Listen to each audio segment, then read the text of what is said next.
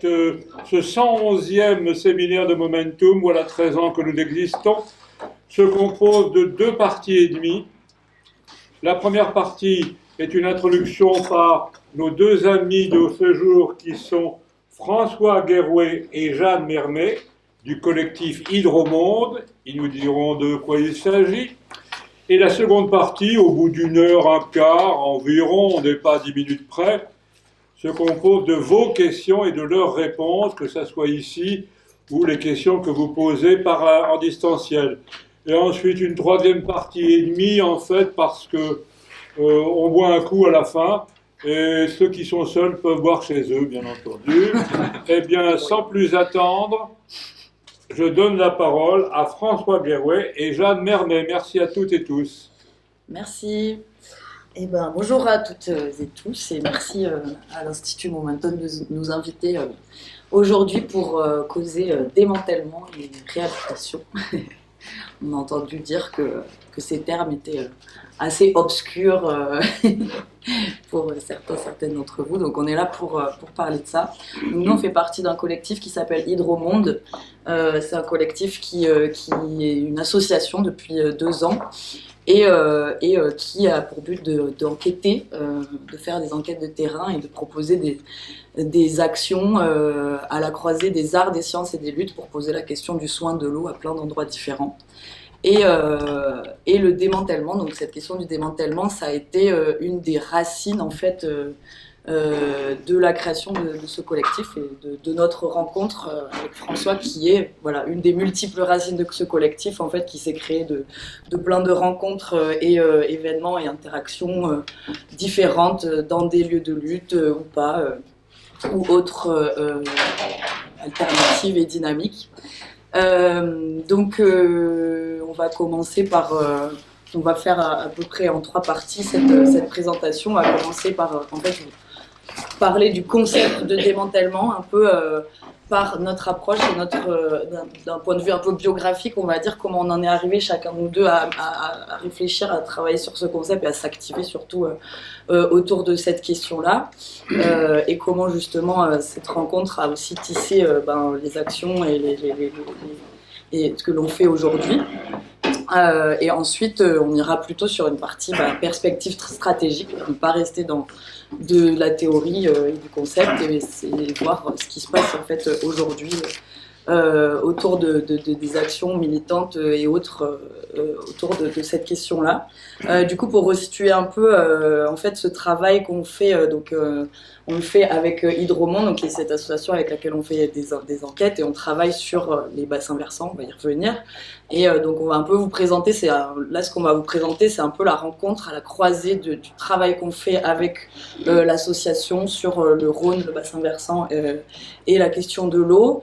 Et du démantèlement, mais aussi on est chacun de nous en train d'écrire en ce moment des livres sur donc le démantèlement, le désarmement, et de mon côté plutôt la désertion. Donc pareil, on va arriver à ça. Donc c'est un peu un condensé, une rencontre de voilà, nos actions et enquêtes et réflexions qu'on est en train de mettre en forme par cette association, par l'écriture et la rédaction de livres. Et voilà, donc allons-y. Et on avait envie aussi de dire un petit mot pour saluer nos camarades qui sont en train de manifester et pour la Palestine aujourd'hui ici à Paris et en France et partout dans le monde depuis des mois, pendant qu'on est là en train de discuter, et aussi pour les personnes qui sont sur la lutte contre la 69 à Castres, qui sont aujourd'hui même en train de aussi se retrouver et manifester et voilà, résister, puisque c'est un peu l'objet quand même de notre venue ici, résister. Alors pour commencer, je vous propose de vous lire une citation, histoire de se plonger directement dans un cas concret. Moi, j'aime bien pratiquer la théorie depuis le terrain. Et donc c'est un extrait du Figaro de 1919. Je commenterai en fait. Quand les jours étaient plus courts, les passagers des steamers qui traversaient le Pas-de-Calais eurent souvent le soir un spectacle extraordinaire. Une lueur immense déchirant la nuit incendiait la côte française d'une lumière aussi éclatante que celle du jour. Cette lumière, vue de la côte anglaise, paraissait une aurore. J'avais vu ce phénomène en passant. Ma curiosité professionnelle alla aux informations. N'annonçait-il pas une catastrophe ? Il provenait plutôt du plus grand des feux de joie qu'un peuple ait jamais allumé sur la grève, puisqu'il témoignait qu'une des usines de la firme Piquet brûlait les résidus des explosifs contenus dans les engins de mort accumulés en France, pendant la guerre.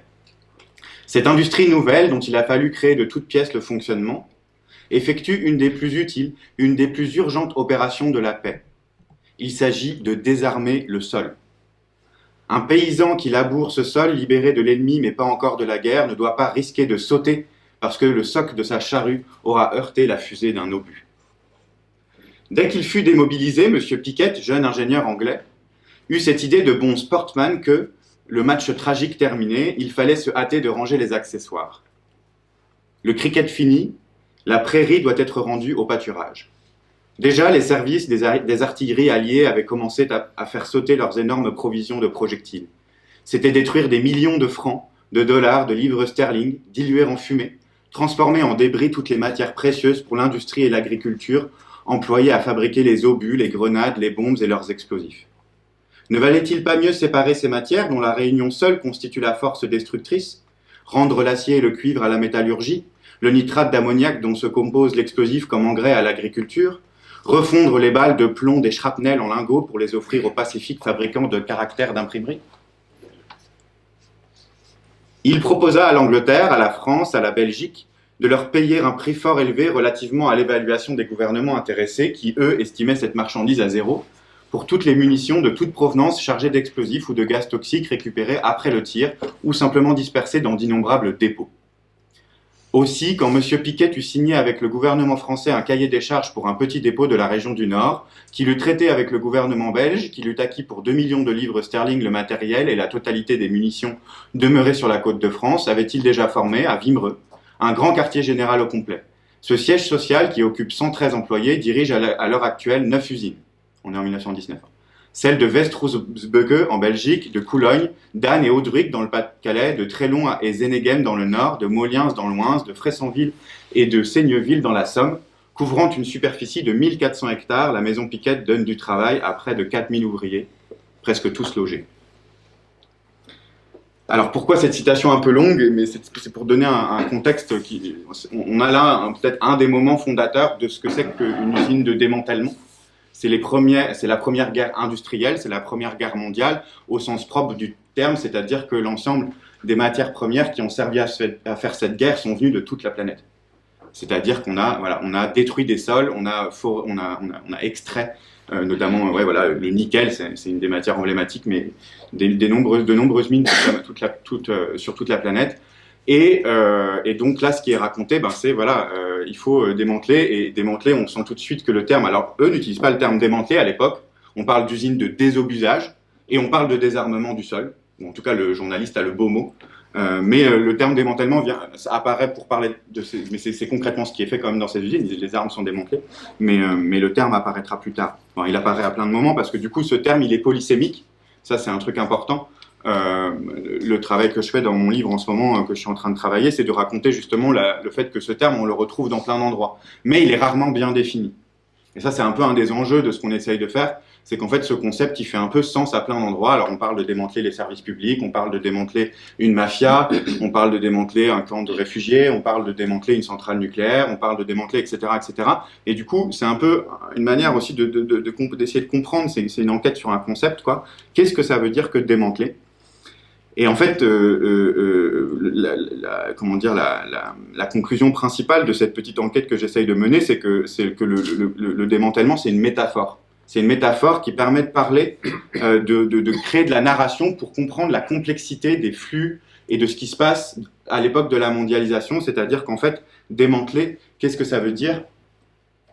C'est, si on prend les deux termes, donc démanteler et désarmer, ils sont un peu synonymes en fait, même si désarmer est évidemment plus spécialisé sur la thématique militaire, on va dire, mais en fait, les deux viennent démanteler, c'est le manteau, désarmer, c'est l'arme, c'est l'armure, c'est l'arme défensive, et donc les deux parlent d'une armure, on parle de l'armure et du manteau. Et donc, alors il existe le terme armement, il n'existe que très peu le terme mantèlement. Moi, je l'ai trouvé que en psychanalyse, chez Donald Metzler, Didier Anzieux et Bernard Gols, par exemple, qui utilisent le terme de mantèlement pour parler justement de la création, de la production, de fortification psychique, de la constitution du soi. Voilà, je ne vais pas rentrer là-dedans, c'est pas l'enjeu là, mais dire que le terme de mantèlement est quand même utilisé en psychanalyse. Et donc, on est toujours, en tout cas, dans ce vocabulaire pour parler de démantèlement et des armements autour du fait de défaire une place forte. Hein. Il y a cet enjeu important d'essayer d'affaiblir des fortifications pour pouvoir mettre en pièces. Et c'est là où c'est important, c'est qu'il y a une différence. C'est pas complètement détruire, c'est pas, on peut faire la distinction entre un génocide, c'est l'extermination d'un peuple, un ethnocide, c'est le démantèlement de sa culture. Il y a peut-être, voilà, le génocide, la destruction, l'extermination est un paroxysme du démantèlement, mais le démantèlement, il n'est pas à faire table rase, quoi. Il reconfigure, il réagence, voilà. Et donc c'est une métaphore de ça, en fait, le démantèlement pour nous et le désarmement, ce sont des métaphores de ces processus de composition, recomposition. Par exemple, on utilise beaucoup le terme en géologie. C'est pas un concept central en géologie, mais le terme est utilisé pour parler du démantèlement d'une couche géologique ou d'un glacier. Le terme est souvent utilisé pour décrire.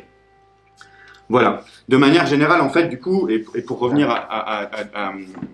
de là où je viens et comment j'en suis arrivé à ce concept, moi, c'est en tant que militant antinucléaire.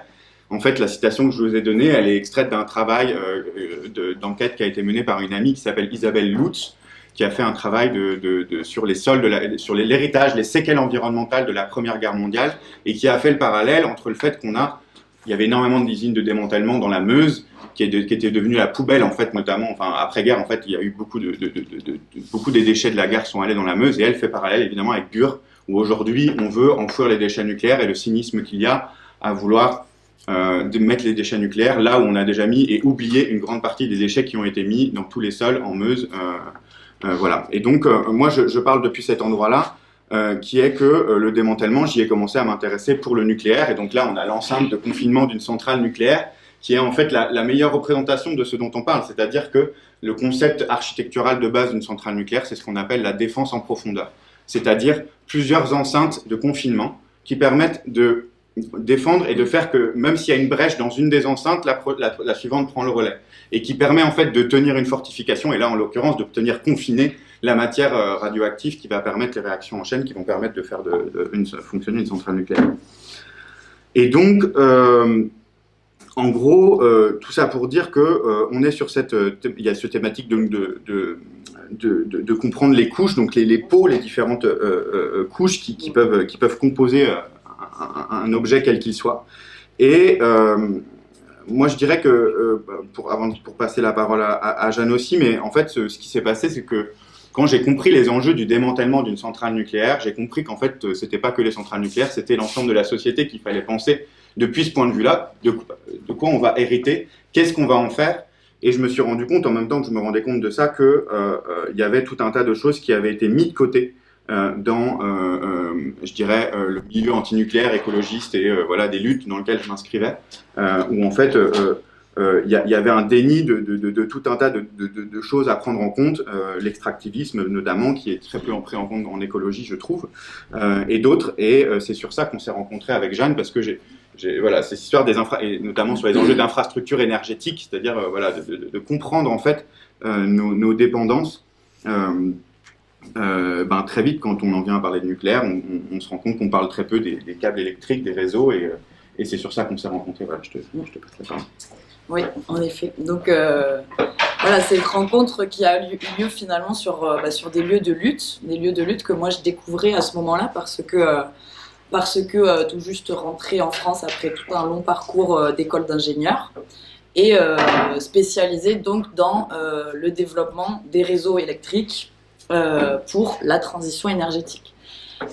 Donc moi mon métier ça aurait été si je l'avais fait de modéliser des systèmes énergétiques donc à l'échelle européenne pour savoir comment le mix énergétique va évoluer, qu'est-ce qu'on va rajouter comme énergie renouvelable ici ou ailleurs, comme ligne, comme convertisseur, pour lutter contre le réchauffement climatique. Et donc, en fait, j'ai fini ces études, mais j'ai décidé de déserter ce monde-là parce que je me suis rendu compte, par en fait mon entrée dans l'activisme climatique d'abord, que on parle de transition, mais ce n'est pas du tout une transition parce que moi, mon métier, c'était de rajouter toujours. Rajouter des infrastructures, rajouter des technologies, les complexifier toujours plus, créer des alliages toujours plus sophistiqués avec des tout petits bouts de matière, etc. Et continuer à amener des couches, en fait, des couches dans ce système, non seulement des couches bien matérielles, mais des couches aussi de gestion, d'algorithmes, etc., qui reposent essentiellement sur l'apport énorme, massivement énorme de matériaux venus de l'autre bout du monde, et donc sur un système extractiviste et colonial, ce que l'on n'aborde pas du tout en école d'ingénieur. Donc, en fait, on s'est rencontrés sur ces luttes de terrain qui mettaient en question, en fait, la construction d'une ligne THT, très haute tension, qui connectait la centrale de Flamanville, ou bien un énorme transformateur pour connecter des énormes champs d'éoliennes en Aveyron. Et donc moi, dans ce parcours-là de réflexion de qu'est-ce que je fais avec ces études d'ingénieur, c'est venu très vite en fait le démantèlement, même si je ne l'ai pas forcément appelé comme ça dès le début, mais c'était en fait cette réflexion finalement très simple conceptuellement qui ensuite nous amène à aller tirer des fils et à rentrer dans toute une complexité assez énorme. C'est-à-dire que comment faire exactement l'inverse que mon métier d'ingénieur. Et ensuite, on peut aller même vers comment être exactement l'inverse d'un ingénieur. Et là, ensuite, on a des couches de déconstruction. Voilà. On pourra y revenir. Mais voilà, l'idée on m'a formé à trouver des solutions, à toujours en rajouter. À n'importe quel problème, la solution, c'est de rajouter des technologies. Et en invisibilisant les destructions, les ravages, les exploitations, les oppressions, les violences en fait systémiques qui sont les prérequis à la poursuite de ce système. Donc c'était vraiment comment faire pour enlever en fait. Je me suis rapidement tournée vers les sciences de l'effondrement aussi pour comprendre mais pourquoi ce système, pourquoi nous sommes lancés dans une course inarrêtable et que la seule option qu'on ait c'est d'attendre que ça s'effondre. Bon, voilà, c'est un peu l'écueil de la collapso, mais finalement j'ai compris que tous ces systèmes sociaux, techniques, énergétiques, politiques, etc.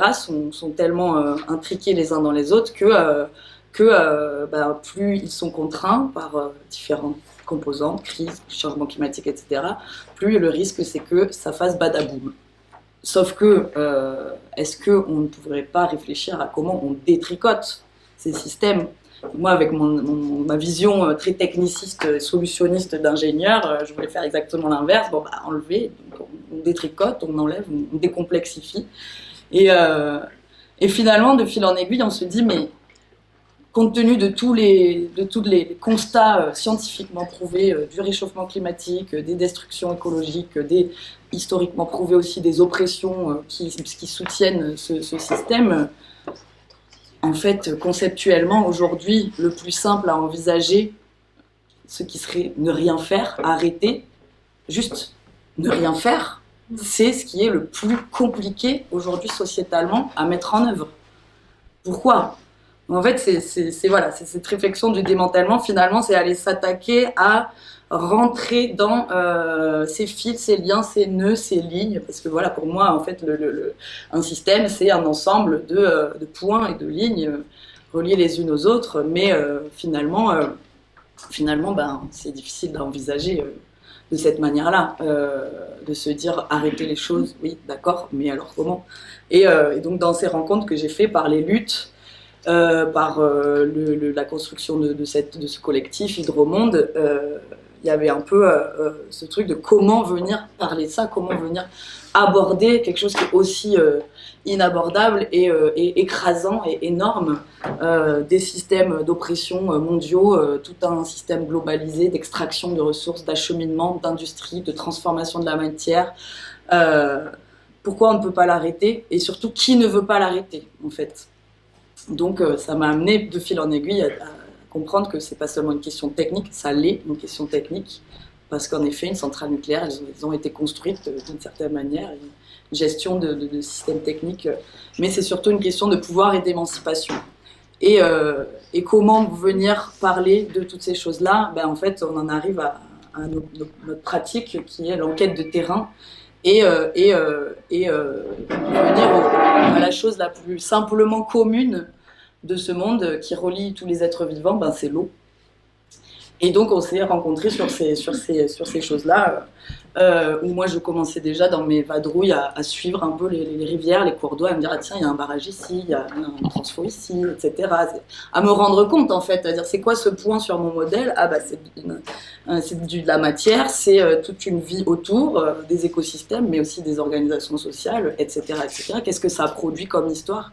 Quelles sont toutes les petites histoires que la grande histoire ne raconte pas parce qu'elle est racontée par les dominants? Qu'est-ce que à différentes échelles on peut comprendre des récits, des transformations que ce monde a vues?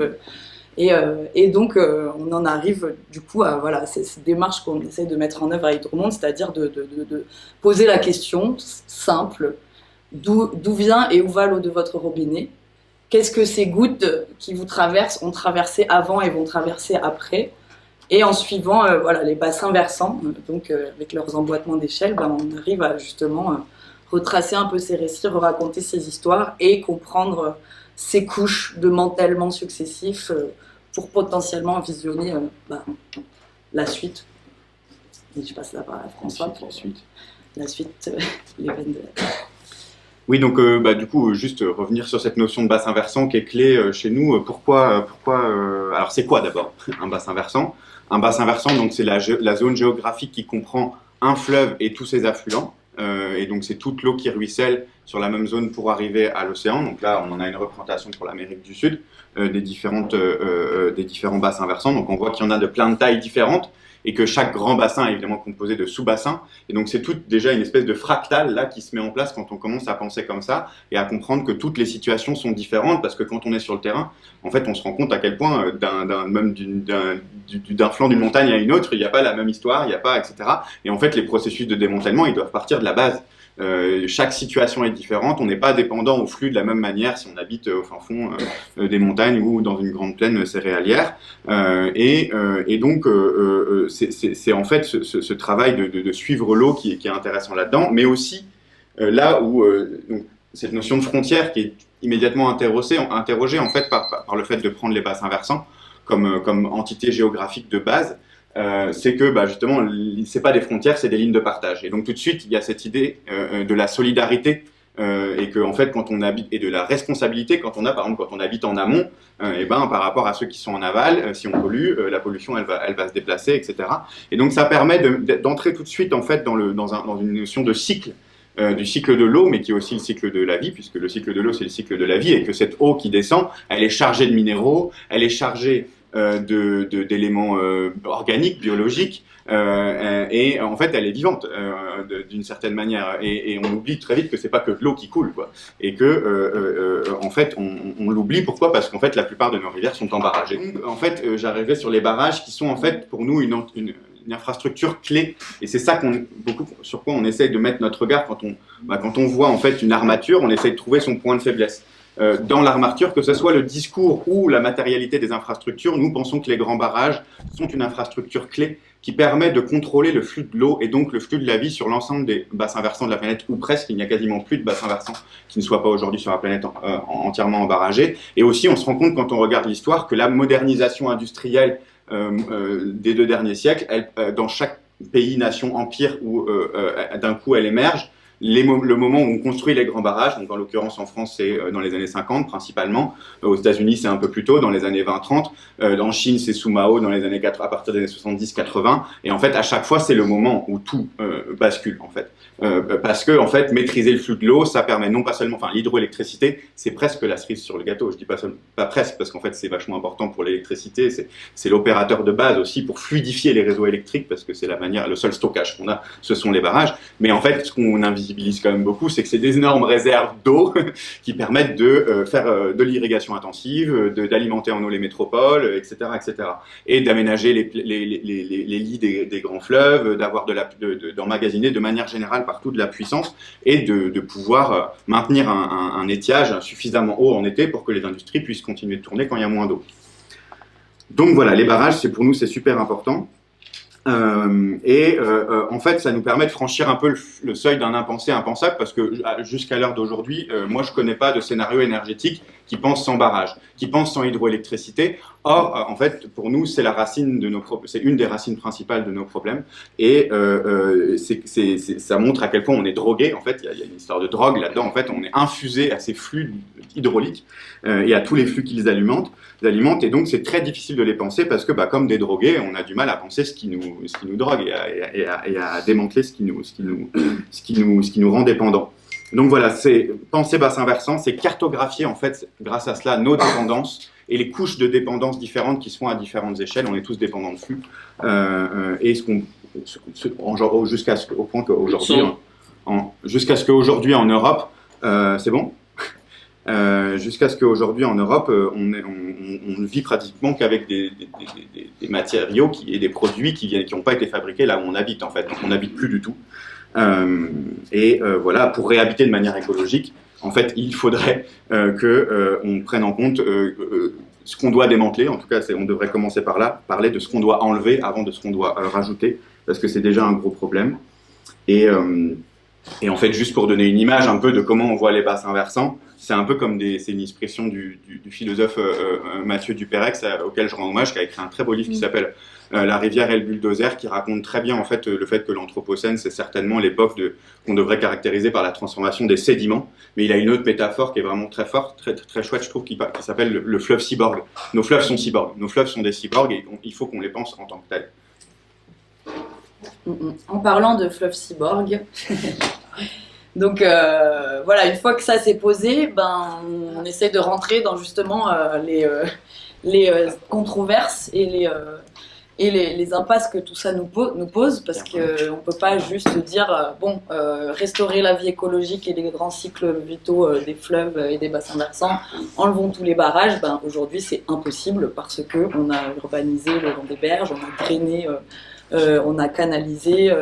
Donc voilà, ça c'est un travail qu'on fait du coup sur le temps long avec Hydromonde. Ce travail d'enquête et de balade et d'enquête à des échelles différentes. Donc, et on a voulu travailler sur le Rhône parce que, comme le disait François, c'est un fleuve cyborg dans le sens où c'est un des fleuves les plus industrialisés, aménagés du monde. Et qui n'est pas le plus grand en kilomètres, etc., mais quand même un des fleuves les plus puissants, parce qu'il part des glaciers des Alpes en Suisse et il arrive à la Méditerranée. Il a une pente assez forte et il était dit du Rhône qu'il pouvait charrier depuis Lyon depuis le Jura, les Alpes, sur des centaines de kilomètres, des cailloux gros comme ça. Et sa pente et son flux et sa puissance en faisaient un espèce de taureau indomptable dans les représentations un peu populaires qu'on pouvait avoir du fleuve. Aujourd'hui, si vous vous baladez le long de la vallée de la Chimie, le Rhône est une succession de lacs, le long de la vallée du Rhône, qui se termine par la vallée de la Chimie à Lyon. C'est une succession de lacs, parce que en escalier, avec des barrages tout le long, qui servent notamment aussi à refroidir les centrales. Donc, en fait, on a commencé à faire ce travail essayer de comprendre comment ce Rhône, ce fleuve a été emmantelé, en fait, a été aménagé, et qu'est-ce que ça nous pose comme controverse pour justement aborder cette question du démantèlement. Donc, voilà, sur ce petit dessin, vous pouvez voir les différentes entités un peu. On essaye d'aborder ce fleuve à son échelle géographique du bassin versant, mais aussi évidemment à son échelle de dépendance qui est globale au final. Là, c'est pas représenté sur ce dessin, mais comme le disait François, aucun des produits, des matériaux, des objets qu'on utilise sont produits ici, dans ce bassin versant. Donc là où on peut voir comment c'est produit, qu'est-ce que ça utilise comme ressources, comment prendre soin de justement les procédés de fabrication, etc. Donc il y a plusieurs enjeux et on va dézoomer pour aller s'attacher à comprendre un peu les différents enjeux. Donc on a les Alpes avec la question de la fonte des glaciers en fait, qui pose des problèmes de potentiellement baisse drastique des débits du fleuve, des rivières et des fleuves dans le futur, qui déjà quand même commence à se faire assez ressentir, avec le lac de Serpenson qui était à moins 13 mètres il y a l'été 2022. Donc les Alpes, il y a aussi toute la question des barrages évidemment, mais du coup du tourisme de masse, du ski, des retenues collinaires. Ensuite, donc presque tous les affluents du Rhône finalement descendent des Alpes. Donc l'Isère, ici on a représenté ceux qu'on étudie, donc Isère, Durance, qui arrivent des glaciers des Alpes. On a en fait au carrefour de la Saône, la vallée de la Saône, et du Rhône, Lyon, qui est un peu vraiment le centre, carrefour, confluence des échanges, qui fait le lien avec tout ce qui arrive de la Méditerranée comme marchandises, pétrole, gaz, voilà, tout ça, il faut imaginer il y a des tuyaux de partout souterrains qui emmènent toutes les matières d'une vallée de la chimie à une autre, finalement, d'une plateforme chimique pétrochimique à une autre. On a donc la vallée de la Saône, plutôt les modèles agro-industriels, etc. On va étudier aussi un peu le Jura, avec l'Ain qui descend et qui rejoint le Rhône. Et le Jura, pourquoi ? Parce que on retrouve en fait beaucoup de vestige d'utopie sociale qui ont existé dans le Jura. Moi, je suis personnellement je suis d'origine jurassienne. C'est un peu pour ça aussi qu'on a eu envie de décaler un peu et d'aller voir qu'est-ce qui se passe du côté du Rhône. Et en creusant un petit peu, on se rend compte qu'il y a eu des formes d'organisation sociale, coopératives, ouvrières, populaires. À Saint-Claude, il y a toujours un lieu qui s'appelle la Maison du Peuple, qui a été une utopie sociale concrète de mise en commun du travail, de émancipation collective ouvrière, et donc ces vestiges qui sont toujours là et qui sont aussi liés à un contexte biorégional, on peut dire, parce que on retrouve un peu dans divers lieux de ces montagnes des formes d'organisation, de polyactivité. Donc voilà, avant vraiment le développement industriel et la concentration de la production vers les villes où il y avait des cours d'eau pour mettre des turbines hydrauliques, etc. C'était vraiment une répartition de polyactivité et aussi saisonnière. Donc voilà, on est sur un mode de vie et d'organisation qui se relie vraiment au contexte climatique, géographique, etc. Ensuite, donc, on a tout le sud, en fait, finalement, qu'on y reviendra, mais qu'on appelle le techno-delta, parce qu'il s'agit du delta du Rhône, donc l'estuaire, là où tous les sédiments doivent arriver et les poissons remonter. Mais bon, il n'y a plus beaucoup de sédiments qui arrivent et qui viennent combler déjà la plaque continentale de la Méditerranée, mais aussi maintenir l'équilibre du delta, qui est un fragile équilibre, parce que un échange saisonnier de circulation d'eau douce, salée, etc., avec justement les marais salants, la réserve de la Camargue, etc. Et voilà, donc, et la Durance, en fait, on appelle ça techno-delta, parce que finalement, le delta ne se limite pas à ce delta naturel, mais on prend les eaux de la Durance, qui n'arrive même pas à 10% de son débit au Rhône, pour déverser tout ça sur la côte provençale, Marseille, etc., jusqu'à Fréjus, pour aussi amener ça dans les industries de Fos, de l'étang de Berre, etc. Et de l'autre côté, c'est pas l'eau du Rhône qui n'arrive pas dans le Rhône, mais c'est l'eau du Rhône qui n'arrive pas dans la Méditerranée, puisqu'elle est aussi par un ensemble de tout un tas de canaux et de tuyaux et de pompage, etc. Elle est envoyée jusqu'à Narbonne, en fait, et voire même jusqu'à passer la ligne de partage des eaux, donc entre Méditerranée et océan Atlantique. Et une dernière chose, que j'ai, donc on a Grenoble aussi, j'y reviendrai, donc où c'est aussi une confluence, une vallée qui s'est industrialisée et qui aujourd'hui représente le dream, le rêve un peu high-tech style Silicon Valley, j'y reviendrai. Et dans tout ça, bon, voilà, on voit que déjà sur un bassin versant comme ça, on a quand même tout un ensemble d'enjeux qui se relient par l'eau, par la circulation, par les différentes manières d'aménager, etc. Et on a en fait les Alpes, les montagnes, que ce soit le Jura ou les Alpes, qui sont à la fois en fait des lignes de partage, parce que l'eau va partir d'un côté ou de l'autre, mais aussi des frontières. C'est la frontière avec l'Italie, c'est la frontière entre le Jura et la Suisse. Donc, où on peut venir aussi poser cette question de qu'est-ce que représentent nos frontières aujourd'hui, quelles sont, quelle domination, quelle violence elles servent aussi.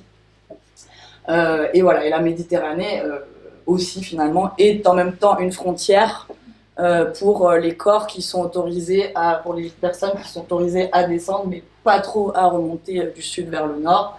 Et par contre, un lieu de circulation de marchandises en tout genre, dans un commerce globalisé et frénétique. Voilà pour ces différentes entités du bassin versant du Rhône. Hop. Et c'est la Suisse. Voilà. Et la Suisse, voilà. Donc, que j'ai pas noté. Donc on va faire une petite succession un peu rapide de quelques zooms là, de quelques analyses qu'on peut avoir à différents endroits. Donc la Suisse, c'est un. Je mets tout de suite cette image parce que d'un coup elle nous permet de dézoomer. On n'a pas introduit en fait la notion de biorégion, hein, qui est corollaire à celle de bassin versant. Mais du coup, il y a les bassins versants, c'est des entités géographiques intéressantes, mais des fois on se rend compte qu'en fait, là, c'est une autre manière de faire un partage des eaux. Il y a plusieurs bassins versants qui vont aller vers le même exutoire en général, pas au même endroit, mais voilà, il y a plein de fleuves qui vont dans l'océan Atlantique, d'autres qui vont dans la Méditerranée, l'Adriatique, mer du Nord, etc. Et ça trace une autre ligne de partage des eaux, aux confins desquelles se situe la Suisse, qui en fait, il y a la source du Rhône, mais tout proche de la source du Rhône, il y a aussi les sources du Rhin, du Pô et du Danube. Et donc à cet égard, la Suisse est le château d'eau de l'Europe, puisque la source de ces 4 grands fleuves y sont reliés. Et du coup, ça pose la question du rôle de la Suisse, qui est donc un château d'eau, mais donc aussi un château fort à l'intérieur de ce grand château fort qu'est l'Europe. La Suisse est le château fort au milieu, là-haut sur la montagne, hein, et il y a ce rôle géographique qui dit quelque chose, c'est cette situation géographique de la Suisse qui dit quelque chose de son rôle aussi dans notre histoire récente et moins récente, en fait, hein, c'est-à-dire, en fait, la Suisse, c'est une espèce d'énorme verrou clé à la fois de la mondialisation. Pourquoi ? Parce que qu'est-ce que fait la Suisse ? Elle diffuse des systèmes, en fait, hein, elle diffuse des systèmes qui souvent lui arrivent de l'extérieur. Elle accueille des richesses, elle accueille des personnes avec des idées qui, d'un coup, trouvent en Suisse les conditions pour se déployer. Et donc, la principale à laquelle on pense certainement en premier, c'est la banque, mais c'est aussi, originellement, aussi le mercenariat. La Suisse est une nation de mercenaires, hein, qui vendait ses troupes dans toute l'Europe pendant l'époque notamment moderne, hein, 16e, 17e, 18e siècle, à tel point qu'il y a eu des guerres où des Suisses se retrouvaient des deux côtés, et donc à un moment donné, ils ont décidé d'arrêter et de camper une neutralité. C'est toute une histoire extrêmement intéressante, certainement parce qu'ils avaient compris qu'il fallait un refuge pour ces banques, et c'est ça qu'ils ont fait. Hein. Donc aujourd'hui, en fait, cette situation continue à se perpétuer. Malgré le cliché, je trouve qu'en fait, finalement, on n'en parle pas souvent assez dans les enjeux de rapport de force contre le capitalisme. En fait, la Suisse est un enjeu, et imaginons en plus une Suisse sans glacier, puisque les glaciers vont fondre. Et ben, la possibilité de cette espèce de refuge climatique que va pouvoir devenir la Suisse, il faut le penser aussi. C'est-à-dire évidemment que s'il n'y a plus de glaciers en altitude, ça veut dire que les conditions de vie seront plus possibles et qu'il risque d'y avoir de la construction en altitude en Suisse. Les gens vont vouloir se réfugier en Suisse si ça désertifie tout le sud de l'Europe. Il y a un enjeu en fait du rôle de la Suisse par rapport à ça, aux enjeux climatiques. Et puis évidemment un enjeu du fait que planquées là sont une grande majorité des multinationales qui servent l'ensemble du système d'une manière assez incroyable. Bon, voilà, il y a aussi les clichés, hein, mais c'est des réalités. L'architecture suisse, l'ingénierie suisse, tout ça, c'est des savoir-faire qui servent à alimenter, à soutenir et à être comme une base arrière, en fait, hein, comme un back-office ou une base arrière du capitalisme. Et c'est intéressant quand on réfléchit sur un bassin versant comme ça, qu'on voit à quel point le pouvoir est concentré à l'amont et comment il ruisselle ensuite. Hein. La métaphore peut se filer. En tout cas, nous, on aime bien travailler avec elle. C'est pour ça que l'année prochaine, on va normalement travailler à Genève. parce que c'est là aussi que sont le siège de beaucoup d'institutions internationales, en l'occurrence, en plus que 30% du pétrole mondial soit négocié à Genève, que 50% des matières premières de la planète soient encore négociées dans des places financières suisses, que le système bancaire, etc., il soit hébergé encore avec les accords de Bâle, par exemple, et puis les accords de Genève sur les enjeux qui sont en train d'arriver en ce moment, sur les enjeux internationaux. Enfin, voilà, il y a tout un tas de questions à se poser sur le rôle de la Suisse en période de guerre. Et si on revient sur notre bassin versant, en l'occurrence, côté Rhône, côté l'aval du Léman, il y a, je veux bien là, ouais. En fait, on a aussi là ce symbole du CERN. On est un peu cerné là en ce moment. Ce projet qui est donc de la suite du prochain collider, là, le prochain accélérateur de particules, qui fait plus de 10 km de circonférence, mais 100. Ce qui implique une ingénierie complètement folle. Hein. Donc là, on a Genève qui est vraiment à l'embouchure du lac et à cheval sur la frontière française. Ça va quasiment jusqu'à Annecy. Hein. Enfin, c'est vraiment un immense projet qui fait d'ailleurs des échos avec d'autres grands projets nucléaires. Que ce soit là, on est à 500 mètres sous terre, hein, donc ça fait écho à Bure, par exemple aussi, à l'enfouissement des déchets nucléaires. Et donc voilà, on a cette situation très particulière. Et puis il y a un autre symbole, c'est Macron qui, l'année dernière, qui débarque en Suisse en disant vous ne voudrez pas me mettre un peu plus d'eau dans le Rhône, s'il vous plaît, que je puisse construire mes 2 EPR au budget.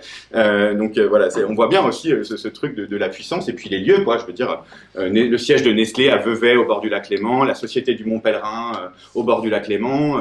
Voilà, moi je passe les clichés, mais je pense que, moi, en tout cas, quand je suis allé arpenter là-bas, j'ai vraiment eu l'impression d'arriver dans je sais pas comment dire, dans le cerveau du monde, quoi. Il y a un peu une impression comme ça de la biorégion suisse.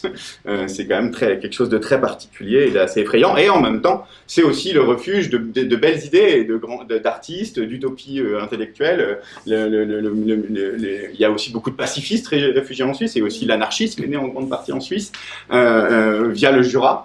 Et donc ça me permet de faire ma transition, parce qu'en fait le Jura est cette espèce de massif montagneux au nord qui de son versant ouest amène l'eau jusqu'à un gros affluent qui est l'Ain, jusqu'à Lyon. Et donc j'enchaîne avec un petit zoom sur Lyon, où on a enquêté, c'est la première, en fait, cette enquête pour au long cours, hein, qui amènera certainement lieu à un autre livre, la collectif, qu'on fera quand on sera prêt, mais on s'est donné un temps long pour raconter ce bassin versant. On fait ce qu'on appelle les ateliers du démantèlement, donc c'est des semaines où on invite des gens un peu comme ça, c'est semi-ouvert, et souvent on fait la restitution en public, et pendant une semaine on va arpenter, on va essayer de comprendre, en fait, ça c'est un peu l'autre ligne de regard qu'on a sur les territoires qu'on parcourt, c'est leur passé, leur présent, leur futur.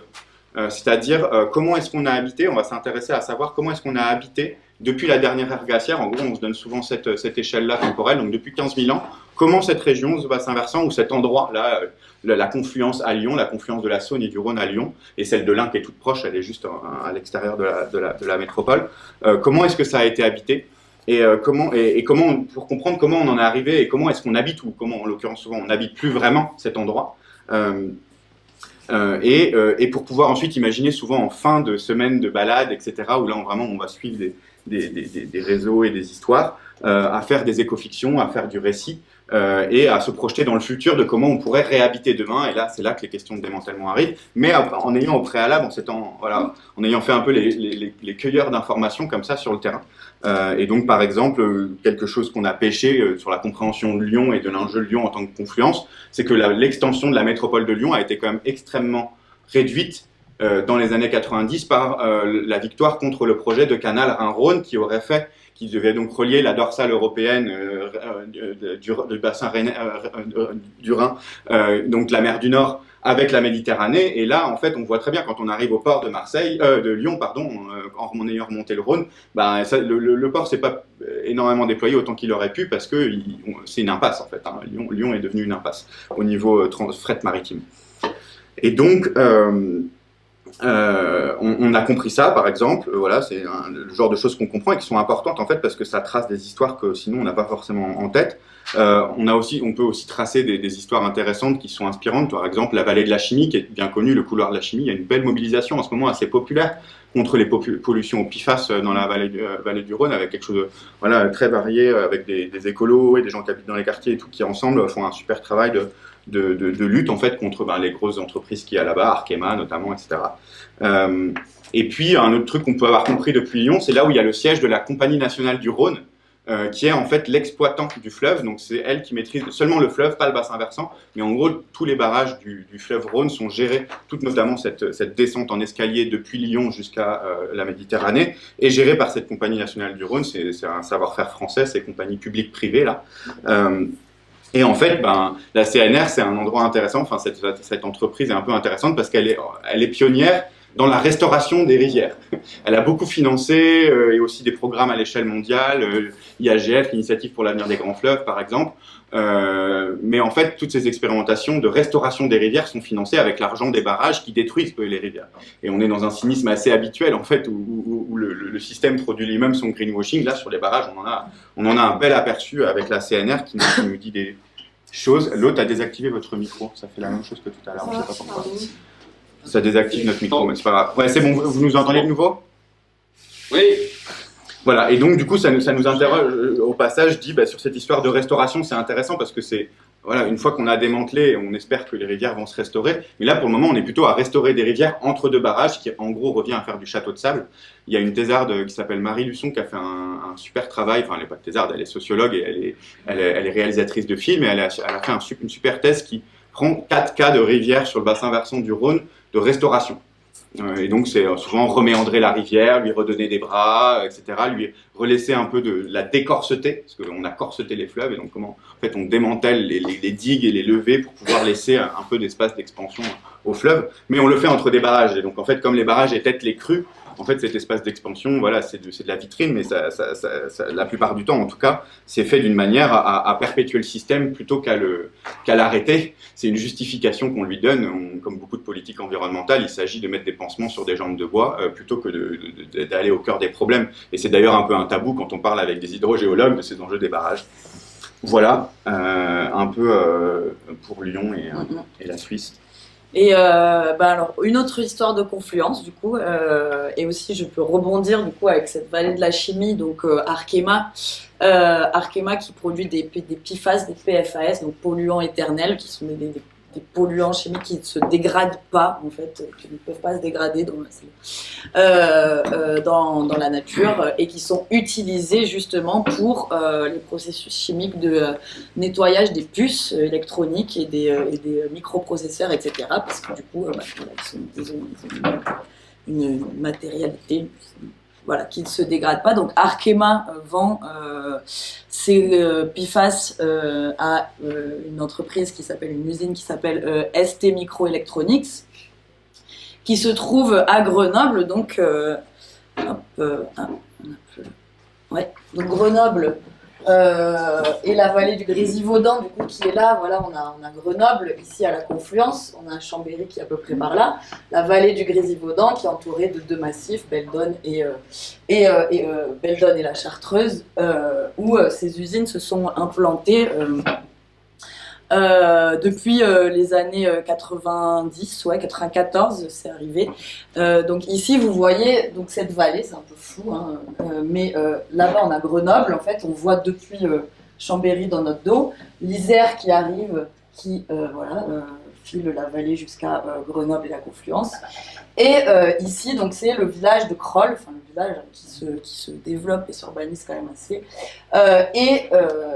Tout ceci, donc les sites de ST Microelectronics et une autre Soitec, donc qui sont assez fonctionnent beaucoup ensemble et qui fabriquent à partir de grosses plaques de silicone des puces et des composants microélectroniques pour tout un tas d'applications, mais notamment l'application d'avenir, c'est surtout les véhicules électriques, parce que les véhicules électriques sont bourrés d'électronique et de composants micro, nano pour toute la gestion du système, mais aussi des puces pour, par exemple, des drones pour l'armement, etc. Alors, il faut savoir que ce genre d'entreprise vendent, il y a tout un tas d'applications, ensuite ils vendent à qui achète, en fait, hein, c'est vraiment complètement dépendant d'un marché global d'offres et de demandes, et on prend ce qu'il y a, en fait, hein, il y a il y a zéro même réflexion sur quel usage, pourquoi. on est même pas, enfin, c'est la transition énergétique, mais c'est opportunité transition énergétique. C'est même pas une réflexion de on va produire ça pour réduire les émissions carbone, etc. C'est vraiment là, il y a le marché qui s'ouvre, on y va, on vend.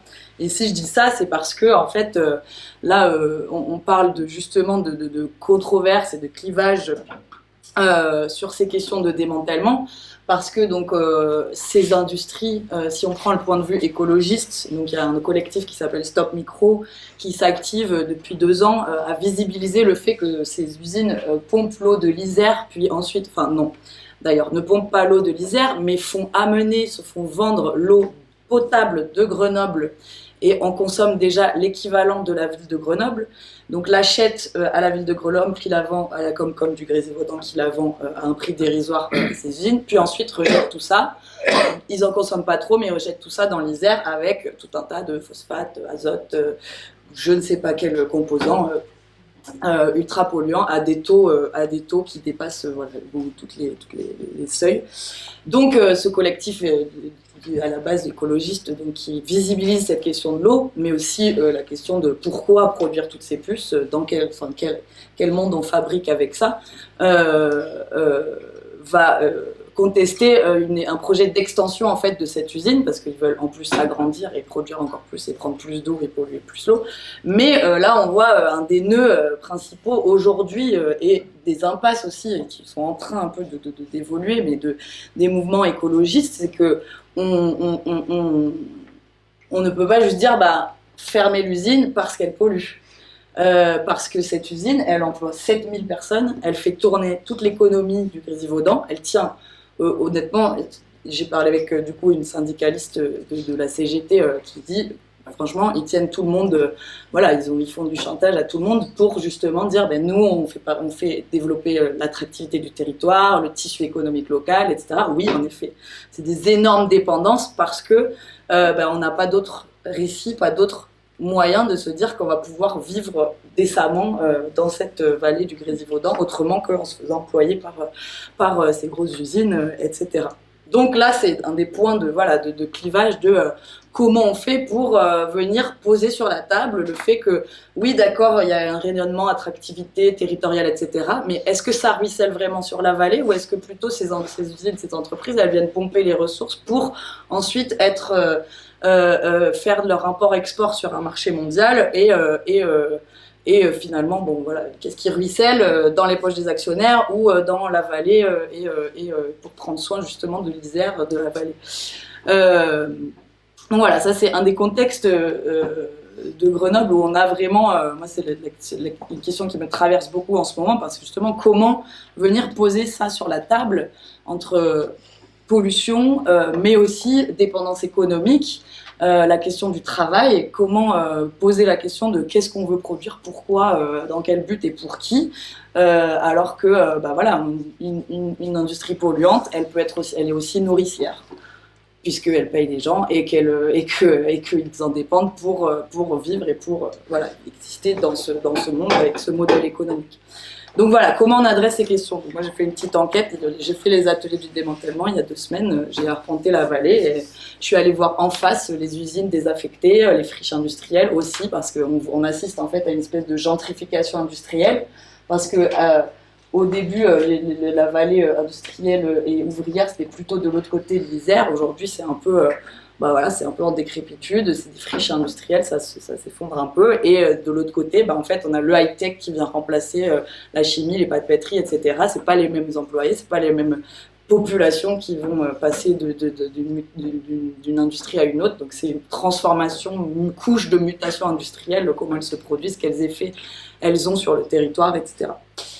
Voilà, donc je passe un peu vite sur Grenoble, mais en tout cas, ce qui est important de comprendre vraiment, Grenoble, ce dessin est un peu... Oula, le scan a pas trop marché, mais c'est pas grave. C'est que tout ça, c'est vraiment le lieu et un laboratoire d'expérimentation et qui dure depuis le début de l'industrialisation, des alliances très fortes entre le monde industriel, le monde scientifique et recherche, et le monde politique. Donc en fait, des grands hommes, Aristide Bergès, ont découvert l'hydroélectricité, ont fait des grosses conduites fixées, etc. Des industriels, et souvent un peu les mêmes, qui ont capitalisé dessus en utilisant du coup la recherche et le développement pour produire, pour venir chercher justement cette ressource de l'eau et aussi des montagnes, du tourisme, etc. Et le monde politique qui arrange tout ça et qui en fait fabrique, Grenoble c'est vraiment un laboratoire d'une fabrique d'une ville qui vise qui est complètement orientée vers cette population par exemple d'ingénieurs qui viennent travailler dans le high-tech, dans la recherche et développement. Et à Grenoble, donc il y a la presqu'île et c'est vraiment là que s'est développé en fait les gros centres d'innovation, de recherche et d'armement en fait, parce que donc à la base c'est le CEA qui est venu s'implanter dans les années 50 et c'est du CEA qu'émanent ST et Soitec. Donc ici on a vraiment le triangle de fer, donc les gens appellent ça le triangle de fer entre monde scientifique, industrie, armement et voilà, et monde politique qui font des alliances pour amener ces développements et capitaliser dessus. Donc c'est pas souvent on se dit l'histoire c'est des suites d'événements, etc. Mais en fait tout ça c'est fabriqué, c'est pensé, on y reviendra, c'est des complexes et qui fabriquent ces choses-là, qui ensuite ont des effets qu'on ne voit pas si on ne va pas voir sur le terrain, de gentrification urbaine, industrielle, etc., de ségrégation sociale et compagnie. Voilà, donc j'ai un peu parlé déjà du Barone, le Technodelta, donc ça c'était donc une carte que, putain ça vraiment... On a ligé comme chichi, ouais. on a ligé. C'est un peu... Ça pas bien passé Donc c'était, vous pouvez voir encore le delta ici, et donc l'idée c'était de justement représenter un peu plus précisément les grandes chaînes de dépendance industrielle, hydraulique, énergétique. J'ai représenté les réseaux, mais aussi comment c'est relié au système extractiviste global, etc. La pétrochimie et compagnie, et tout le réseau dont je vous parlais, de système hydraulique qui amène l'eau du Rhône jusqu'à Narbonne.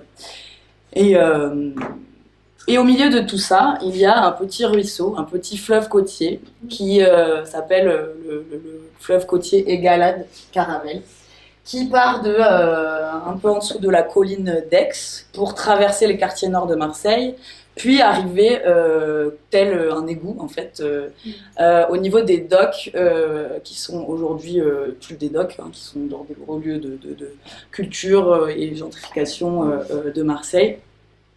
Voilà, pour arriver se jeter dans la Méditerranée à cet endroit-là. Et en fait, on a donc un collectif de camarades qui font c'est un peu dans la même démarche qu'Hydromonde, mais vraiment focalisés sur ce petit fleuve petit, qui ont commencé à poser la question de qu'est-ce que c'est que ce fleuve, qu'est-ce que c'est que ce ruisseau, qu'est-ce qu'il traverse, qu'est-ce qui le traverse, qu'est-ce qu'il récolte, comme déchets, comme pollution, comme chimie, comme violence. Et ça a commencé à s'organiser autour de juste un nettoyage du ruisseau. Et depuis 10 ans à peu près, le collectif organise des rencontres, des balades, la gazette du ruisseau, et vient à partir de ce ruisseau poser tout un tas de questions en fait de qu'est-ce que vit ce ruisseau et que vivent les habitants et les habitantes qui l'entourent. Donc là, on a vraiment le cas d'un ruisseau, de l'eau en milieu urbain qui permet de croiser, d'être à l'intersection vraiment de violence écologique et violence sociale finalement, parce que à force d'enquête et de savoir que ce ruisseau prend ses sources dans les usines Lafarge, ancienne carrière Lafarge, puis qu'ensuite il passe du clos Spi Pharma et se récolte un petit peu de mercure, puis qu'ensuite avec Protec on a du chrome, ensuite il y a des terrils de boue rouge issus de la production d'alumine. Voilà, il fait 17 km le ruisseau, pour vous 2 dire. millions et 2 millions d'habitants, 1 million d'habitants. Voilà, et autour de ça c'est les quartiers nord, et donc finalement de fil en aiguille ce collectif se rend compte que les violences subies par ce ruisseau sont quand même à peu près les mêmes que les violences sociales que subissent ces habitants, ces habitantes. Et donc, ça permet d'articuler tout ça, justement, une question de gentrification, parce que le quartier, de l'estuaire du Ruisseau est en train d'être complètement requalifié. C'était un des quartiers les plus pauvres de Marseille, les docks, par une société qui s'appelle Euroméditerranée et qui est complètement en train de raser, virer tout le monde, mettre des énormes tours, donc notamment d'entreprises de frais de la CMA-CGM. Et voilà, donc c'est aussi un travail de longue haleine, de juste balade, on remonte les fils et on vient poser ces questions. Et il y a un projet de renaturation du coup dans ce quartier requalifié. Donc voilà, ça pose la question de c'est super de renaturer le ruisseau, mais pour qui ça va être, qui va faire participer au processus, etc. Voilà, petite respiration. Petite citation pour passer au moment où on va parler un peu plus politique. Même si on en parle déjà depuis tout à l'heure, je crois, mais pour problématiser et amener aussi des réflexions. Et juste, il y avait un petit truc que je voulais dire aussi quand je présentais le bassin versant général, et on a dit justement on pose jamais la question des barrages, on pose jamais la question de restaurer complètement à l'échelle d'un bassin versant et les dignités des vies qui l'habitent et les cycles écologiques. Et pour dire que, en fait, on n'est pas seulement face à des controverses présentes, passées et présentes, mais surtout les directions que prennent le développement, de notre monde et de notre société au niveau de l'hydraulique, rien que de l'hydraulique. On le voit avec les méga-bassines. C'est un peu, on voit qu'on est vraiment dans de la politique de l'absurde. On va aller chercher toujours plus d'eau dans des endroits où il y en a toujours plus pour faire genre qu'il y en a. Et on va rajouter des barrages, parce qu'on est déjà quand même à une capacité maximale au niveau des barrages et de la production d'hydroélectricité. Mais il y a énormément de projets de STEP, donc de pompage. C'est-à-dire qu'on va prendre l'eau, on va pomper pour la remettre dans des bassins en haut, pour quand il n'y en aura pas assez, pour qu'ensuite on la fasse redescendre pour produire de l'électricité. Puis donc, en fait, on est vraiment dans des logiques. Pour moi, c'est le monde des Shadocks. Je ne sais pas si vous connaissez ce truc. Ils pompent, on ne sait même plus pourquoi on pompe. Et genre, on est vraiment dans cette logique aussi de l'absurde il n'y a rien qui est pensé. Tout est pensé en silo et tout est pensé en juste illusion on continue, quoi. Voilà, je voulais juste dire ça par rapport à tout à l'heure. Ouais, et puis c'est l'enjeu je rajoute une petite couche comme ça, un petit commentaire, mais en fait, c'est l'enjeu de baronnie, en fait. Enfin, voilà, en fait, du coup, chacun des systèmes qu'on vient de vous expliquer, c'est un système de pouvoir, en fait, et qu'il est singulier. On ne gouverne pas Marseille de la même manière qu'on gouverne Genève, quoi, en fait, hein, clairement, quoi. Clairement pas. C'est pas du tout la même politique, à certains égards, locale et régionale, qui est menée, et donc pas du tout forcément le même chemin vers la lutte et la résistance pour retourner la table de cette baronnie-là, quoi. Si on n'est pas capable de se battre contre les baronnies locales, eux, ils tiennent en haut, on change souvent de mascotte, en haut du pouvoir des républiques, des États, des empires, etc. Mais là, c'est des dynasties aussi qui se construisent à des échelles régionales, et ces dynasties, elles sont bien en place. Et c'est elles qu'on scoltine quand on lutte contre des projets. Le mouvement Zadis, c'est aussi un mouvement, je le dis parce que je trouve que c'est important, qui scoltine la réalité de ces baronnies locales, régionales, qui sont loin d'être simples à déboulonner, parce qu'on a des gens qui sont plus habiles en politique, souvent plus habiles que dans les hautes sphères, je trouve. Ils savent bien tenir leur terrain, eux, et ils en connaissent bien l'histoire aussi, souvent. Ils savent d'où ils sont et qu'est-ce qu'ils font là, et comment ils gèrent leur petit peuple, là. Ça, c'est sûr. Donc pour respirer, une citation qui nous inspire beaucoup et qui problématise bien en fait l'ensemble pour nous, voilà.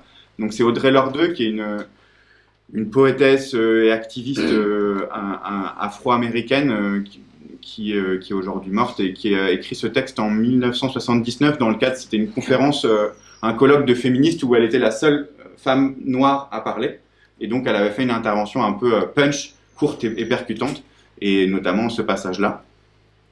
Celles d'entre nous qui se situent en dehors du cercle de la définition des femmes acceptables de cette société, celles d'entre nous qui ont été forgées dans les creusets de la différence, celles d'entre nous qui sont pauvres, lesbiennes, noires, plus âgées, savent que la survie n'est pas une compétence académique.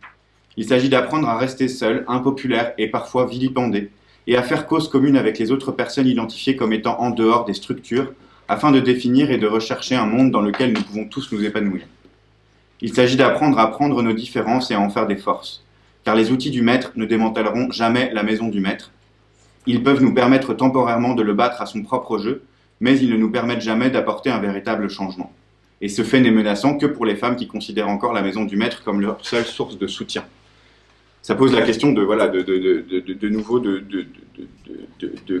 quels sont les outils de la révolution, en fait, concrètement, quoi. Comment, avec quoi on se bat, mais aussi techniquement, ça pose des bonnes questions. Comment démanteler une centrale nucléaire sans les outils de l'ingénieur ? Ça adresse une question qui est intéressante au niveau technologique sur laquelle je reviendrai ensuite. Et moi aussi. Et vas-y, enchaîne donc. J'enchaîne donc. Du coup, voilà, cette question de processus, cette question de pratique de démantèlement, de résistance, on avait envie de l'aborder justement dans la présentation, dans le descriptif de notre conférence. On a parlé des mouvements abolitionnistes des États-Unis.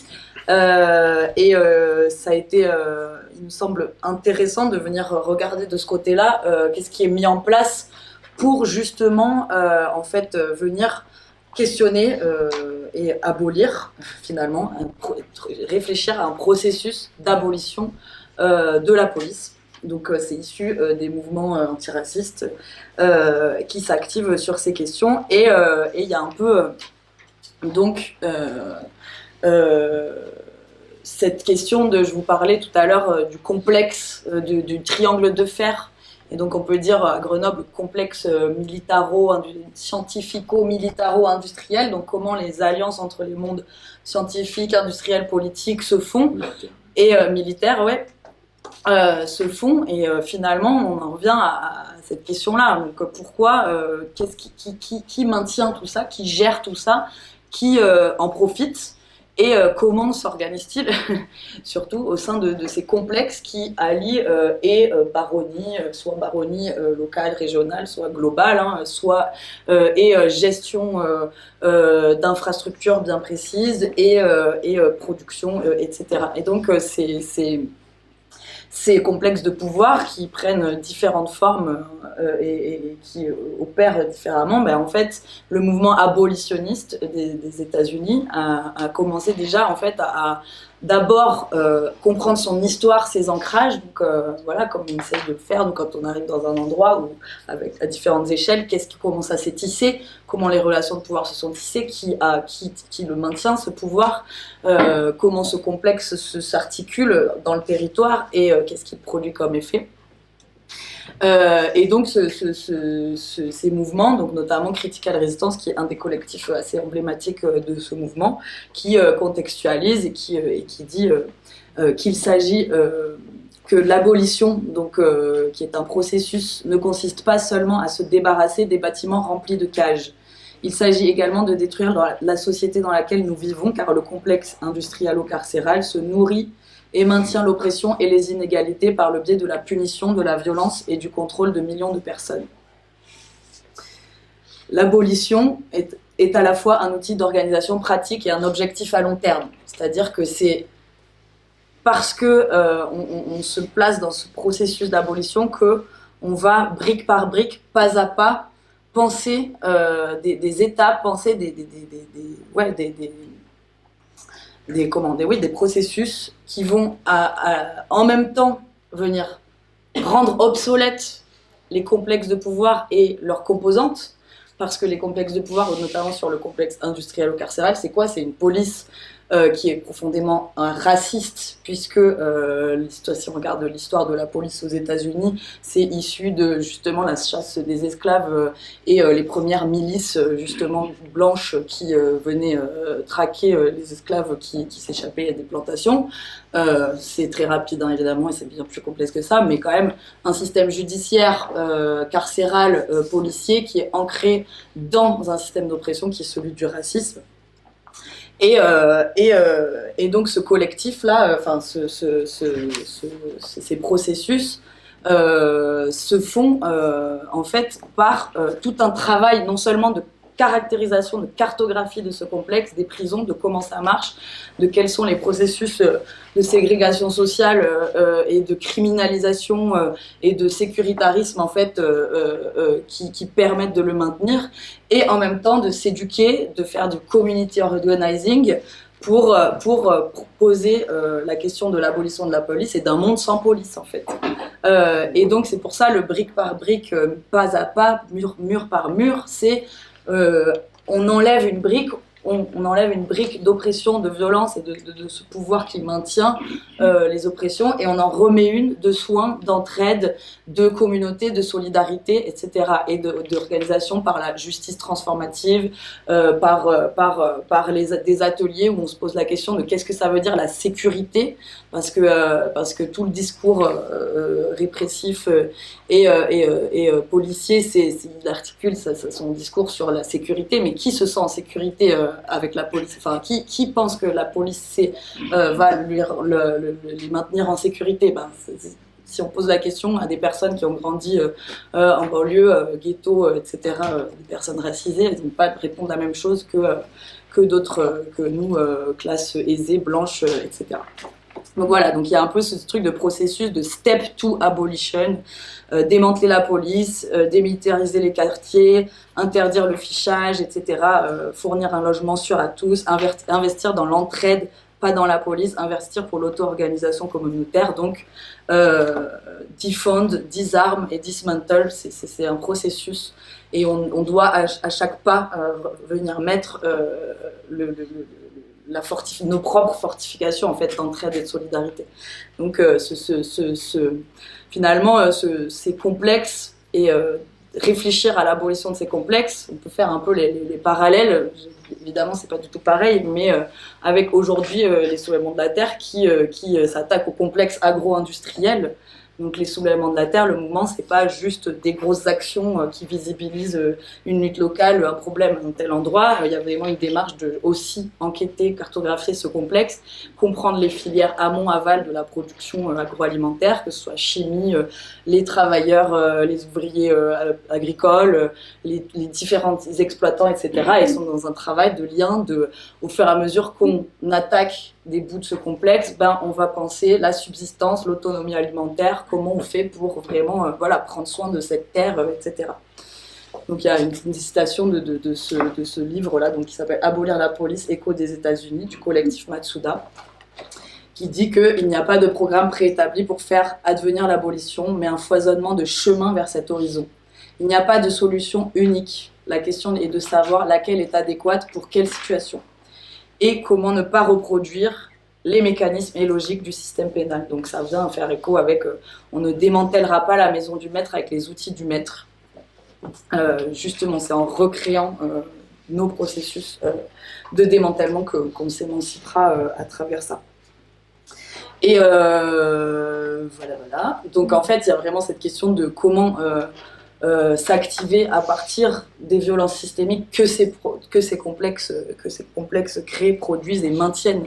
Parce que je reviens à mon expérience de cette approche du démantèlement. Au début, je vois ça comme un gros système à détricoter par en dessus, etc. Mais ça, c'est la manière qu'ont eu les aménageurs, les ingénieurs de le tricoter, ce système, d'arriver avec un truc totalement désincarné, pas du tout sensible, pas du tout ancré dans des réalités sociales, et avec des œillères sur les ravages et les destructions et les violences que tout cela produit, qu'on est venu dire on va mettre ça là, on va mettre ça là. Donc on va pas faire ça comme ça. Et il y a vraiment un enjeu à venir se raconter en fait la mémoire et comprendre la mémoire de ces violences. Et rapidement, je voulais citer quand même Fatima Wassak, parce que justement, parce qu'on a parlé de frontières tout à l'heure avec notre petit bassin versant, Fatima Wassak, qui dans son livre Pour une écologie pirate articule la pensée écologiste et antiraciste. Je vous conseille de lire cet ouvrage et du coup avance que tant qu'on ne prendra pas la liberté de circuler et la lutte antiraciste comme un outil indispensable de la réponse à l'urgence climatique, on n'ira nulle part en fait, parce que les solutions qu'on va trouver, ce sera les solutions pour les blancs, pour les personnes d'une classe privilégiée, aisée, etc., qui aujourd'hui pensent l'écologie, mais pas du tout à partir des lieux où se trouvent les violences écologiques et environnementales. Voilà. Donc, je te passe la main sur la mémoire à l'autonomie, mais j'ouvre pour tout à l'heure. Donc j'ai parlé de complexe industriel ou carcéral, de complexe agroalimentaire et un peu de complexe militaro-industriel. Donc j'y reviendrai plus tard. Mais aujourd'hui, quel processus justement pour s'attaquer à ce complexe? On en est où? Aujourd'hui, on assiste à un génocide depuis plusieurs mois. La France est est passé deuxième exportateur mondial au passage. On était troisième, maintenant deuxième. D'armes, exportateur mondial d'armes, donc avec une complicité énorme avec l'État d'Israël, mais aussi l'Ukraine, Russie, ça part dans tous les sens évidemment. Donc j'y reviendrai, mais comment justement aussi prendre la question du désarmement au sérieux dans ces processus de démantèlement et que la guerre militaire et la guerre aux vivants sont la même fabrique, c'est le même combat, c'est les mêmes complexes qui font la guerre aux militaires et qui font la guerre aux vivants. Voilà, donc la mémoire. Oui, cet enjeu de mémoire, en fait, c'était aussi pour faire écho à ce que dit Fatima Wassak, mais de manière générale, en fait, on a pu remarquer que la mémoire est un des points de faiblesse du système, en fait, qu'on veut démanteler. Et ça, c'est un cas très concret. C'est Christine Berger, qui est une anthropologue, qui a fait qui est une anthropologue notamment de la mort et de la peau. Elle travaille sur ces éléments-là dans plein de cultures différentes, mais notamment dans les cultures industrielles. Donc, par exemple, elle a travaillé en gériatrie. Elle pose la question des limites, et comme le démantèlement le fait. Et donc, dans ces terrains, elle a notamment travaillé à la centrale nucléaire de Superphénix. Et elle a fait plusieurs mois d'enquête dans la centrale nucléaire de Superphénix en démantèlement. C'est une des victoires de l'abandon de cette centrale nucléaire et donc de son démantèlement. Et ce qu'elle raconte très bien, c'est que ce qui l'a saisi le plus, alors elle raconte deux choses, mais ce qui l'a saisi le plus, c'est le fait que toutes les horloges étaient arrêtées. Quand elle est arrivée dans la centrale nucléaire, en fait, ils avaient arrêté les horloges le jour où ils ont éteint les moteurs de Superphénix. Les horloges étaient arrêtées. Et elle pose la question, mais pourquoi vos horloges, elles sont pas à l'heure? Elle fait, parce qu'on a arrêté le temps, quoi. Et donc elle arrive là, en fait, elle vient faire l'autopsie d'une centrale nucléaire et elle dit que ce qui l'a saisi le plus, en réalité, c'est la perte de mémoire généralisée de comment on a construit la centrale. Parce que du coup, il y a un turnover, même si c'est que 20 ans, elle a entre guillemets tourné, elle n'a pas très bien tourné pendant 20 ans, cette centrale, mais c'est pas les mêmes personnes qui l'ont construite que ceux qui l'ont fait tourner, ou en tout cas qui la faisaient tourner quand elle s'est arrêtée. Et donc du coup, les personnes en charge de démanteler la centrale nucléaire n'avaient pas construite, et ils savaient la faire tourner, mais ils ne savaient pas la construire. Et malgré tous les plans, évidemment, toute la mémoire sur des supports, que ce soit des fiches Bristol jusqu'au numérique, parce qu'il y a eu aussi ces transformations dans les technologies de la mémoire, c'est aussi une thématique que cette anthropologue aborde à bien des égards. Et en fait, du coup, un jour, elle arrive et elle parle au technicien, un des techniciens qui est censé savoir qui dit lui-même qu'il est la mémoire de la centrale. Et en fait, elle l'écoute et elle lui dit, mais là, ça marche pas. En fait, vous avez des problèmes de mémoire, monsieur. Et là, le mec fond en larmes, quoi.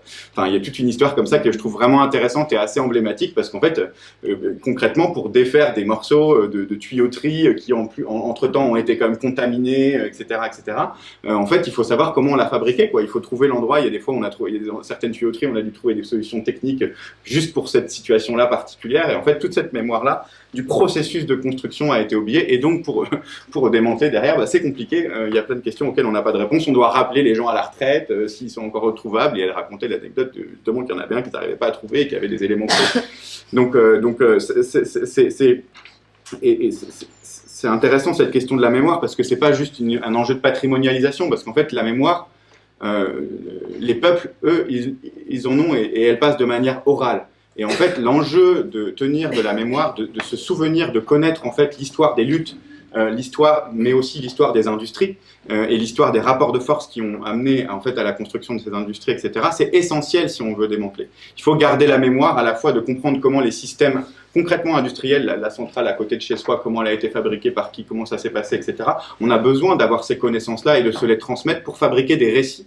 Parce qu'en fait, fabriquer des récits, c'est quelque chose dont nous pensons vraiment besoin aujourd'hui parce qu'on a du mal à les fabriquer. Et en fait, cet outil du démantèlement, cet outil de penser loin, de voir loin dans le temps long, de comprendre ce dont on hérite et ce qu'on va faire de ce dont on hérite. Donc c'est tout ce concept des communs négatifs qui est amené par trois auteurs, là, designers, Alexandre Monin, Diego Landivar et Emmanuel Bonnet qui ont mis au jour, alors il avait déjà été utilisé ce concept, mais en français il n'avait jamais été traduit, de commun négatif, qui parle bien de ça en fait. Prendre soin des communs négatifs, c'est vraiment un enjeu pour tout communalisme à venir, quoi. Ça c'est clair.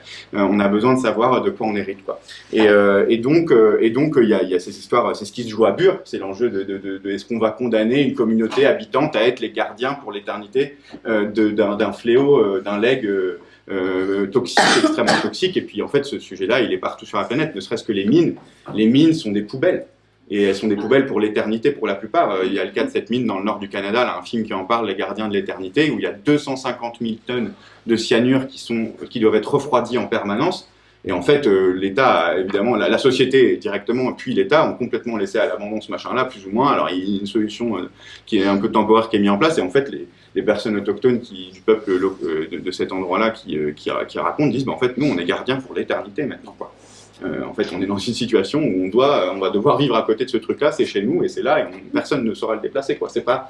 Et donc il y a ce truc, en fait, peut-être que des fois il faut pas démanteler aussi, parce qu'en fait il faut pas croire qu'on a la maîtrise complète et on aimerait bien démanteler toutes les centrales nucléaires, mais c'est déjà un luxe de riche parce que ça demande une énergie énorme, etc. C'est pas simple en fait. Hein. Il y a plein de solutions qu'on n'a pas. Est-ce qu'il vaut mieux pas, c'est des questions ouvertes, hein, c'est des grandes questions avec du cas par cas, mais est-ce qu'il vaut mieux pas en fait la laisser en l'état et juste marquer, tenir une mémoire orale de attention, là c'est dangereux, avoir vraiment tout un savoir de la maintenance, et c'est aussi un enjeu qui a été soulevé par des sociologues, là j'ai plus la référence en tête mais pas grave, mais un super bouquin là sur la question de la maintenance et qu'est-ce que c'est que de maintenir certaines choses en place. La pollution et les poubelles, c'est un sujet de maintenance pour l'avenir, quoi qu'il arrive, quoi.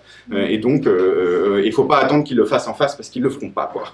Et donc il faut qu'on sache en fait, il faut qu'on ait une connaissance et qu'on garde le fil. Voilà, c'est ce truc du fil, du récit qu'on doit maintenir et que eux ils veulent le démanteler. Voilà. Faire défaire, c'est savoir-faire, c'est savoir défaire. Que c'est à la fois dans les récits mais aussi dans la matérialité, dans le bricolage permanent. En fait, c'est une question de bricolage, tout ça évidemment. Et c'est pareil, si on veut réhabiter, voilà, c'est ça. Il faut qu'on bricole. Bricolage. On va arriver au bout, on dépasse un peu les bornes, mais ça va. Non, vous avez le temps. Vous devez aller encore jusqu'à 17h. Hein. Ah oui. Et vous voulez faire une petite. Mais non, on a presque terminé là. Ah, très bien. Ah, ça va? On vous assomme pas trop? On a hâte de poser des questions et de débattre avec vous. Alors, vous avez le temps. Hein. Ouais, on a presque terminé. C'est la conclusion. On y arrive. Du coup, pour la fin, je voulais atterrir aussi sur, une fois qu'on a déployé un peu dans toutes les directions, justement, ces questions de complexe de pouvoir, de faire, défaire, de processus en fait de démantèlement qui sont en fait qui doivent être des processus d'émancipation et au travers du chemin, quoi, et non pas juste reproduire les mêmes process qui sont vus par en dessus. Je voulais vous parler un petit peu de désertion parce que moi c'est un des sujets qui m'anime et sur lequel je suis en train d'écrire en ce moment. Donc désertion, j'imagine que peut-être que vous avez vu passer ces derniers temps, on a beaucoup parlé de désertion des jeunes ingénieurs diplômés, diplômés ou non, qui décident de ne pas de quitter ce monde, de ne pas travailler, de ne pas en fait participer à la guerre aux vivants. Donc on parle bien de guerre. Revenir à l'essence du terme, c'est déserter parce qu'on ne veut pas nuire, parce qu'on ne veut pas tuer, on ne veut pas participer à la guerre. Donc la guerre aux vivants en soi. Et donc cette mouvance-là, justement, de personnes, plutôt d'une classe intello supérieure, voire élite. Moi, je ne l'ai pas précisé, mais je fais partie j'ai été dans l'école d'ingénieurs qui est la plus grosse machine à reproduction des élites, donc l'école polytechnique. Et donc, dans ce travail que je fais, je suis amenée à justement, j'essaie de comprendre qu'est-ce que représente cette école, qu'est-ce que représente en fait le métier d'ingénieur, pourquoi on est là à dire qu'on participe à la guerre aux vivants, et pourquoi on ne veut plus y participer justement. Donc dans ce cheminement-là, on s'est retrouvé avec d'autres personnes et on a créé un collectif qui s'appelle Les Déserteuses pour justement articuler ces questions, essayer de justement se retrouver, faire une interface justement, dire venez, on discute, on se déconstruit, on se pose des questions de qu'est-ce que c'est cette guerre aux vivants, etc. Mais surtout pour mettre au cœur de la réflexion de la classe en fait et de la société de classe. Parce qu'il y a vraiment un écueil, un désécueil de ces mouvements, c'est que ce sont des personnes, nous sommes des personnes qui sont issues de milieux très privilégiés. Tout le monde n'est pas dans le même tas, tout le monde n'est pas voué à devenir une élite dirigeante comme Polytechnique où on sort facilement en cabinet ministériel ou PDG d'entreprise ou tous les chemins qui s'entremêlent parce que c'est bien comme ça que ça marche. Et genre, la conscience en fait de la classe, elle est vraiment pas là, quoi. Elle est vraiment très très peu abordée. Et pourtant, on se pose des questions sur pourquoi on participe à la guerre aux vivants. Donc évidemment, c'est des considérations techniques on crée des technologies qui polluent, qui machin, etc. Mais on se pose très peu de questions de justement qu'est-ce qui fait qu'on est là à continuer à contribuer à ce système et et en fait finalement être un peu les complices quoi des complexes finalement de pouvoir, du complexe industriel militaire, du complexe qui utilise les recherches scientifiques et l'université et qui développe l'université dans le but de venir fournir des cerveaux à ce complexe qui se développe. Et donc la question de la classe, de cette classe intello, élite supérieure, etc. Et la question de l'armement, elle est en fait absente. Alors qu'on utilise ce terme désertion, mais on ne parle jamais de la guerre. On parle de la guerre aux vivants, mais est-ce qu'on en est arrivé à la conclusion que la guerre aux vivants et la guerre militaire étaient fabriquées par les mêmes structures de pouvoir et complexes et qu'on y participe en fait par nos métiers, mais aussi par en fait notre classe sociale. Donc, en fait, tout ça pour dire que il y a un enjeu, on parle de démantèlement, mais on parle de désarmement de ces complexes, on veut désarmer ces complexes, on voudrait bien non seulement ne pas participer à la guerre, mais aussi l'arrêter. Et si on décale un peu le regard sur cette question de désertion, est-ce que ça ne serait pas, il serait pas temps de justement, au lieu de se dire des individus désertent parce qu'ils ne veulent pas participer à la guerre, mais plutôt des individus s'organisent pour que l'on déserte collectivement de la guerre et que l'on désarme ces complexes qui continuent de la faire et ces structures de pouvoir qui continuent de s'enrichir sur la guerre en fait dans le monde. Et donc la guerre aux vivants et la guerre militaire qui sont issues des mêmes complexes. Aujourd'hui, si on a tout ce qu'on a ici, tous les matériaux, etc., ça repose quand même sur des conditions géopolitiques assez, qui génèrent des conflits, qui génèrent de l'accaparement des terres, qui génèrent tout un tas d'horreurs et de j'arrive pas à finir ma phrase. De pollution. De pollution, merci. Donc en fait, pour atterrir un peu sur cette histoire de perspective stratégique, de tactique, etc., la désertion des ingénieurs et des élites supérieures, c'est cool, mais le chemin est encore long à faire quand même dans la perception de notre classe et déserter la guerre. Si on veut vraiment désarmer et déserter la guerre, il y a vraiment un enjeu, et je parle des ingénieurs, mais il y a quand même une classe intellectuelle un peu plus large. Voilà, moi je parle des ingénieurs parce qu'il y a de la technique, parce que les écoles d'ingénieurs sont très représentatives de la hiérarchisation de la société sur la classe et aussi de la division du travail. Et donc il y a vraiment un enjeu à se situer là-dedans et à venir justement contribuer au rapport de force et à venir déserter non seulement ou subvertir, non seulement déserter la guerre, mais déserter sa classe aussi, subvertir, ou en tout cas de l'intérieur comme de l'extérieur. Et ça, on revient sur les processus justement de démantèlement et aussi des tactiques des soulèvements de la terre notamment, où c'est pas juste venir attaquer le complexe par l'extérieur, par des luttes, par des manifs, etc., mais c'est aussi faire des liens partout pour qu'on puisse se poser les questions de à quel endroit il y a des leviers, quelles institutions sont pourries à la racine, j'ai envie de dire, pour bien exagérer, et qu'est-ce qu'on peut changer dedans Je connais des personnes qui résistent à l'intérieur de l'université, qui n'ont pas déserté parce qu'elles continuent d'utiliser leur position d'enseignant-chercheur pour justement outiller les élèves, pour justement leur amener la considération de ces violences systémiques, de la classe, etc., des impacts du numérique et compagnie, et qui continuent à faire du lancer d'alerte à l'intérieur de ces institutions pour tracer les financements du développement de l'intelligence artificielle pour l'armement et compagnie et compagnie. On a besoin de ça en fait à tous les niveaux, dans une diversité des tactiques, que ce soit de l'extérieur à l'intérieur, avec tous les liens qui sont possibles de faire pour mettre en œuvre en fait ce désarmement de ces complexes, parce que en fait stop quoi, il est temps de vraiment dire ça généralement, et que ce soit pas toujours les mêmes qui subissent, qui viennent dire on arrête les conneries. et voilà, il y a un truc de évidemment se situer dans ses privilèges et vraiment faire ce travail de déconstruction, parce que on peut voir que un autre exemple que je prends justement sur la question des désertions, il y a des cadres dans les entreprises comme EDF ou autres qui se constituent en collectif pour justement parler de climat, faire des fresques, parler de bilan carbone, etc.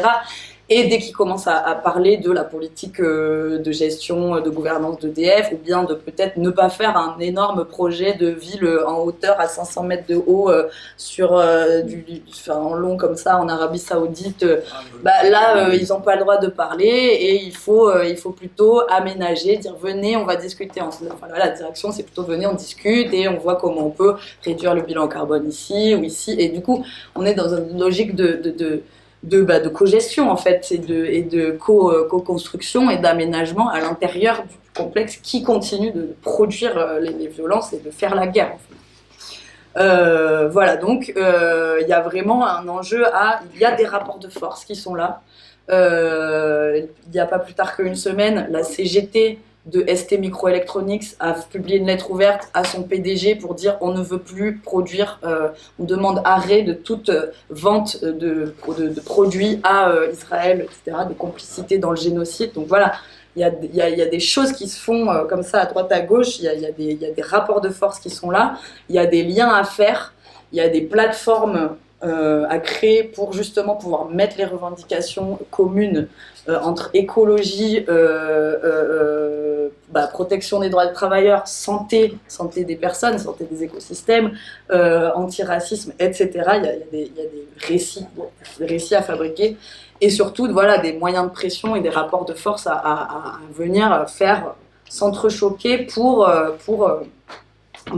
constituer assez de pression et dire à quand en fait un last New Deal, ce last New Deal de démantèlement et on se pose et on dit et on s'organise pour désarmer ce système et s'émanciper dans ce processus là.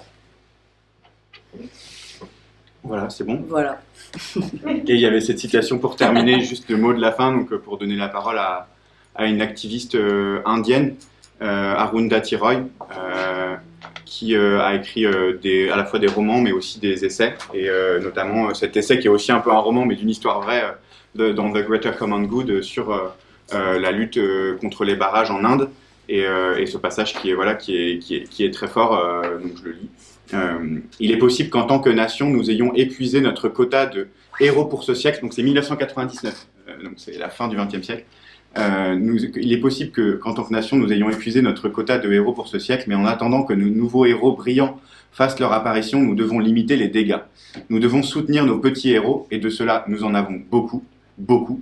Nous devons mener des guerres spécifiques de manière spécifique. Qui sait, c'est peut-être ce que le XXIe siècle nous réserve. Le démantèlement du grand, alors en français ça sonne moins bien, mais en anglais c'est The Dismantling of the Big, qui est une bonne punchline. Grande bombe, grand barrage, grande idéologie, grande contradiction, grand pays, grande guerre, grand héros, grandes erreurs. Ce sera peut-être le siècle des petits, peut-être qu'en ce moment même, il y a un petit Dieu au ciel qui se prépare pour nous. Est-ce possible? Serait-ce possible? Cela me semble tout à fait possible. Bravo!